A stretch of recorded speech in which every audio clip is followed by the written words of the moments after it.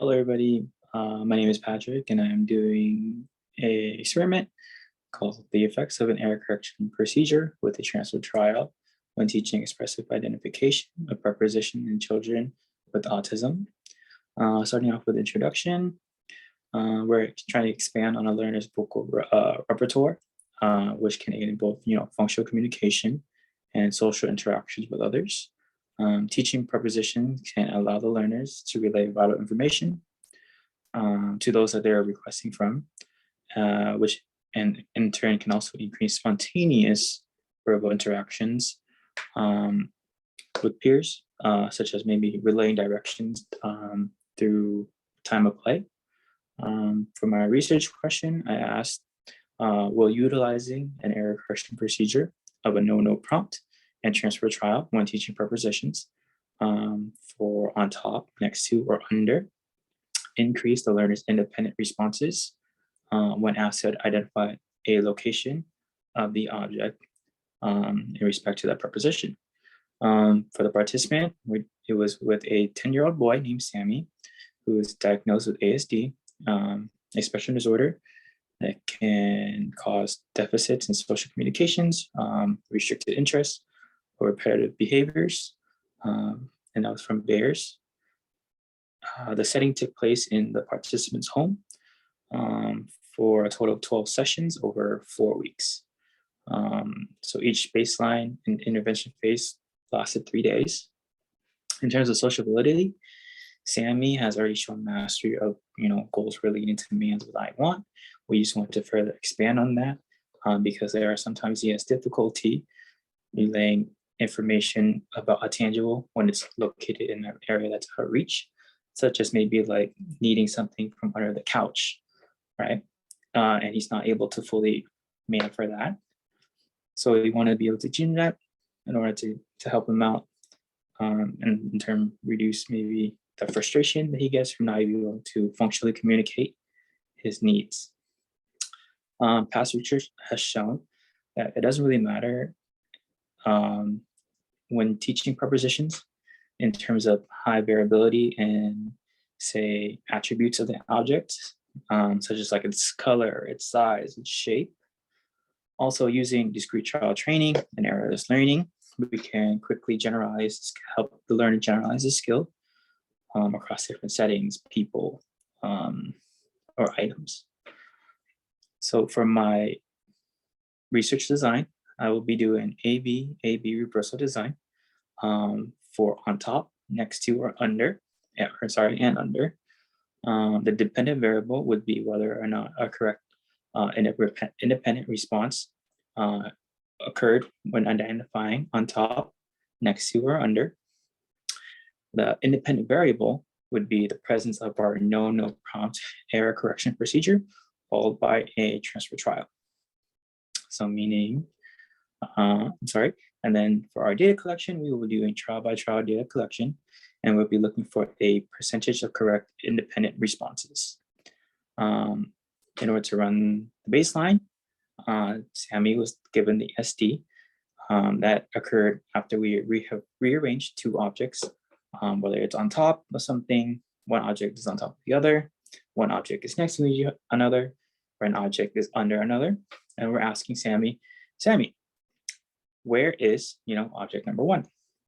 When we wanted to, and we're going to give Sammy 5 seconds to respond. If Sammy doesn't respond or respond incorrectly or engages in a maladaptive behavior, we're just going to give him a neutral statement, such as nice try. For intervention phase, after delivering the SD, whereas, object number 1, we're going to give Sammy 5 seconds to respond. If Sammy responds correctly in the 5 seconds, we would count that trial as correct. If he does not respond within 5 seconds or responds incorrectly, we would mark that trial as incorrect and then begin our error correction procedure. So we will ask Sammy again, Sammy, where is the object? And this time we're going to prompt Sammy using a full verbal prompt. Oh, the object is on top of this object. Afterwards, once that prompted response is given, we're going to run the transfer trial. So this one, we're looking for an independent response in this transfer trial. So we're gonna ask Sammy a third time, Sammy, where is object 1? If Sammy can independently respond, we would mark that down as correct. If he cannot independently give an independent correct response, then we're gonna start error correction trial over again, and then run a transfer trial following that second error correction. In terms of results, during both baseline phases, incorrect responses were observed, were on top, next to, or under. During intervention phase, the percentage of correct responses did increase between the ranges of roughly 40 to 60% for all three, on top, next to, or under. The data gathered in both phases, baseline intervention, did show low variability. For baseline phase, for on top, next to, or under, the trend line was 0, just because the data points were all 0. For our intervention phase,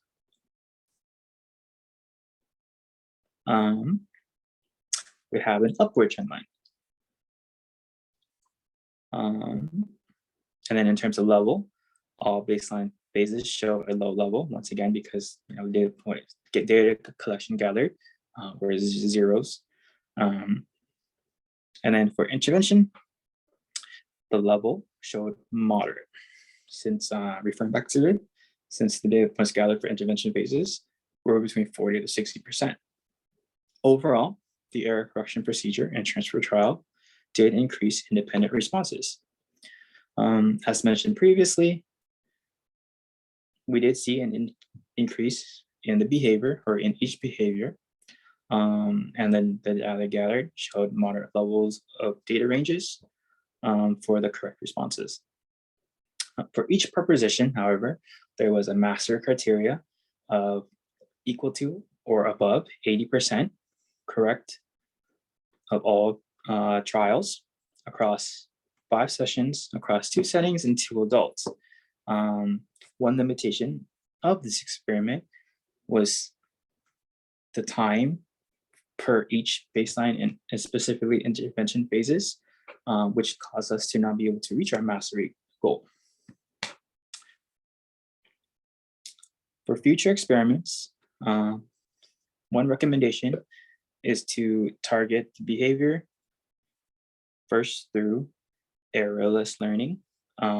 Instead of doing no prompt, we would do a prompted response for the first trial and count that as correct if he is able to follow along with the prompted response.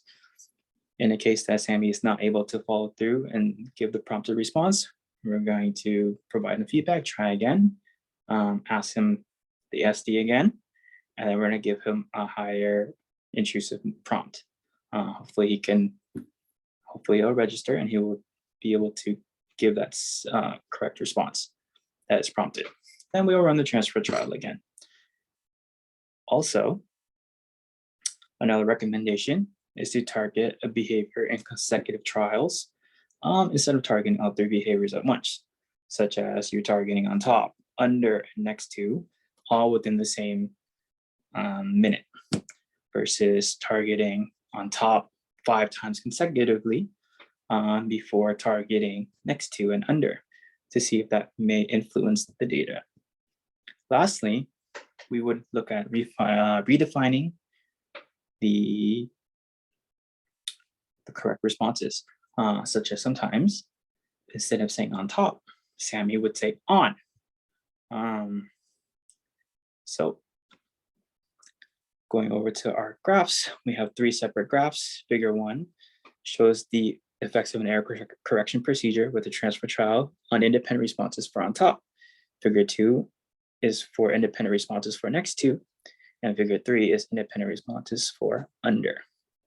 And below are my references. Thank you.